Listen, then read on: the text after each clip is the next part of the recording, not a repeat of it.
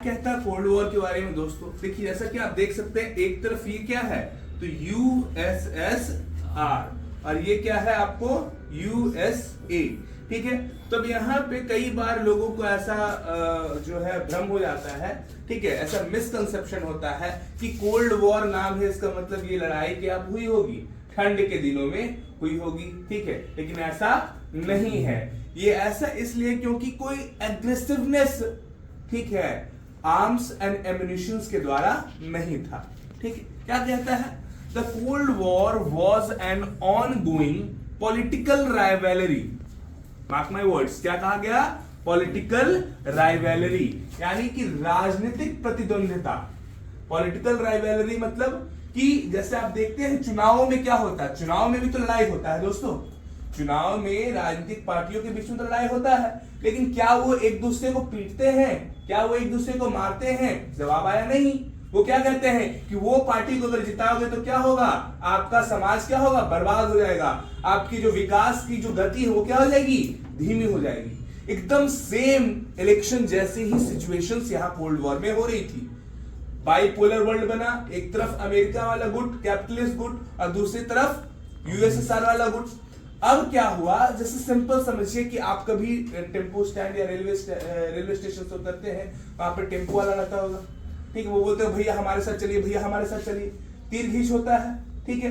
तो उसी तरीके से परिस्थितियां यहां थी। अब देखिएगा कि 1940 से लेकर के जो 50 का एरा है ना बच्चों, ये 10 साल का ये जो डेकेड है, इस डेकेड में एशिया में कई सारे नए नए देश क्या हुए थे, आजाद हुए थे।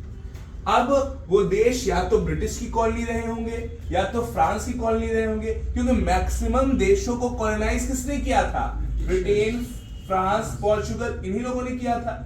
तो ये सभी के ऊपर कैपिटलिस्ट पावर का अधिकार था। अब क्या था, जब 1940 से 50 में कई सारे देश आजाद हुए, अमेरिका में आजाद, इंडिया में आजाद हुआ, सॉरी इंडिया में 1947 में आजाद हुआ, तो जो यूएसएसआर था और जो यूएसए था, दोनों अपनी ओर खींच रहा था उन लोगों को कि हमारे ओर आओ, हमारे ओर आओ, हमारे ओर आओ। कैसे, लड़ाई होगा तो ज्यादा लोग रहेंगे तब ना जीतेंगे, जितने ज्यादा लोग उतनी ज्यादा क्या शक्ति, सिंपल सी बात है। तो वही चीजें चल रही थी इनके बीच। तो ये क्या था, पॉलिटिकल राइवलरी था। बोला कि अगर यूएसएसआर के साथ जाओगे तो उनकी इकोनॉमी पॉलिसी अच्छी नहीं है, तुम्हारा ग्रोथ नहीं होगा, तुम्हारा डेवलपमेंट नहीं होगा, ठीक है। यूएसएसआर कहा कि अगर तुम अमेरिका लोग के साथ जाओगे, कैपिटलिस्ट लोगों के साथ जाओगे, तब तुम्हारा विकास नहीं होगा। क्यों? क्योंकि तुम डेवलपिंग कंट्री हो, तुम अंडर डेवलप्ड कंट्री हो, तुम्हारे यहाँ पब्लिक वेलफेयर, सोशल वेलफेयर की आवश्यकता है। और अमेरिका क्या करेगा, प्रॉफिट अर्निंग करेगा। तो प्रॉफिट अर्निंग करेगा तो तुम्हारा तो कल्याण होने से रहा, समझे बात को। तो ये क्या था, एक पॉलिटिकल राइवलरी था, जितना ज्यादा से ज्यादा लोग अपने साथ जुड़ा सके। समझ में आ रही है बातें समझ में आ रही है सभी को।